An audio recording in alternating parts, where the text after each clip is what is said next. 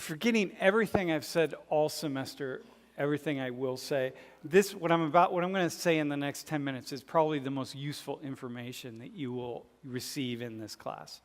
And that is understanding or thinking about or contemplating or dissecting this relationship between choice and chance. We sometimes say freedom and determinism.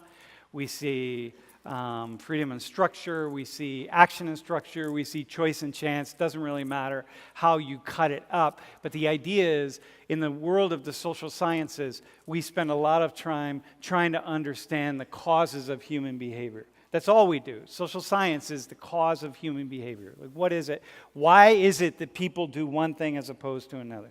Okay? Why is it that certain groups of people act in one way and not another? Like, what's the cause? That's what science is all about. Science is about discovering causality. So we're trying to understand the cause of human behavior. If you think about all of the issues we talk about in this class, we're really trying to dissect the cause of why something happens. So, and the consequences of it. Think about Muslim women wearing hijabs, right? Are Muslim women choosing to wear hijabs? I've never spoken with a Muslim woman who did not say it was my choice to wear a hijab. Never, ever have I spoken with a Muslim woman who covers. But you could look on the outside and say, but wait a minute, I know you're saying it's your choice, but you live in a culture that emphasizes that women should wear hijabs. So in the U.S. or in Western cultures that don't emphasize wearing hijabs, why is it that we don't see women just randomly choosing to wear hijabs? So choice, it's like, no, this is my choice. I'm making this, I'm deciding for myself. I'm doing it. Then why don't we see it in other cultures where the same number or even a small number of women could choose to wear hijabs?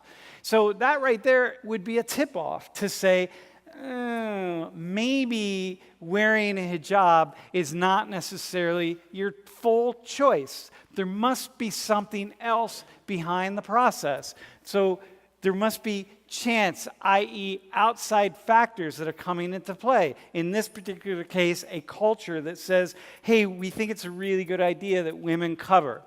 Maybe there are no laws that say women cover. There's nothing about that, but an entire culture that is oriented in that direction.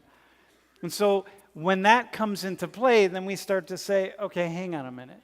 Maybe it's not fully a choice. And yet at the same time, each individual could hold their ground firmly and say no. But yeah, maybe it's about the culture. But nonetheless, for me, I had a choice. And the choice was, it was given to me when I was 13 or 14 or 16 or whatever it is. And the choice was, listen, you can wear a hijab or you can not wear a hijab. And you can wear your hijab in lots of different ways. You can cover your face. You can not cover your face. However you want to do it. You can do it or not do it. And maybe the parents were really even saying, listen, we don't even care. We absolutely don't care. Doesn't matter. And then one would imagine it's much more of a choice.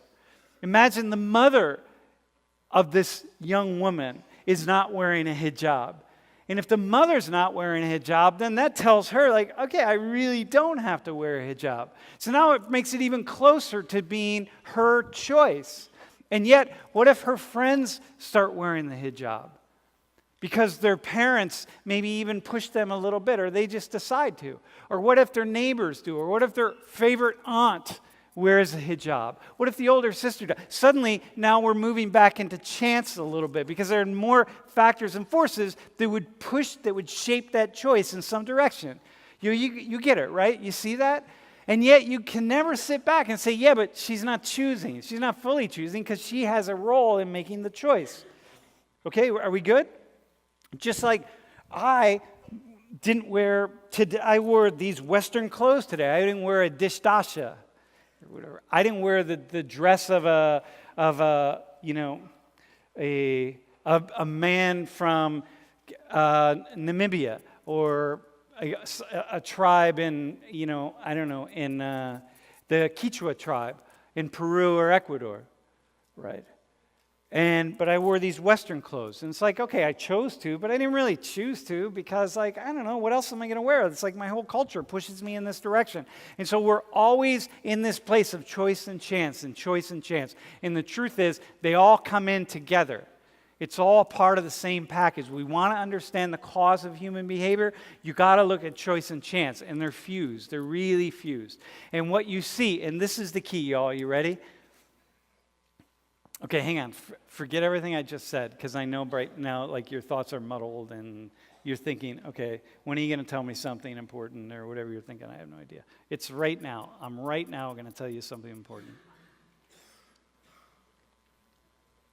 When you hear people arguing, whether it's talking heads on television discussing the foreign policy of Donald Trump, or your friends arguing about the causes of homelessness or welfare or wealth, or we're arguing in here about the economic meltdown in 2008, whatever it is, when you hear people arguing about these kinds of sociological, political, or economic issues, almost always, one of them is leaning toward choice in their explanation, and the other one is leaning toward chance in their explanation.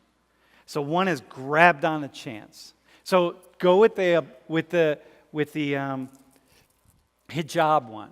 Someone is like focusing on no, but it's her choice. Like, she still in the end had to make a choice. She could defy her father. She could defy her mother. She could defy culture. She could do whatever. It's still her choice. And the other person, they're stuck there. They can't see that, no, all those things happen within a context. And this person over here, looking at the larger sociological context, is not thinking about, no, but in the end, she still does make a choice. You see, so it's these two things that are always operating together, and almost always what I see is someone's stuck down there or they're stuck down there, and they miss the fusion. And the intellect, the intellectual understanding is in the fusion. It's seeing them both. All right, man. Are we cool? We got it? We got it there? Dude, that, if you hang on to that, first off, those of you who like to argue, you have friends or you have your uncle Luis who's like really annoying and you're always trying to win an argument or something. Whatever it is, if you just remember what I just said about choice and chance and like being on one side or the other, and you just keep flipping it around in the middle of an argument, you'll rock and roll, man. Okay?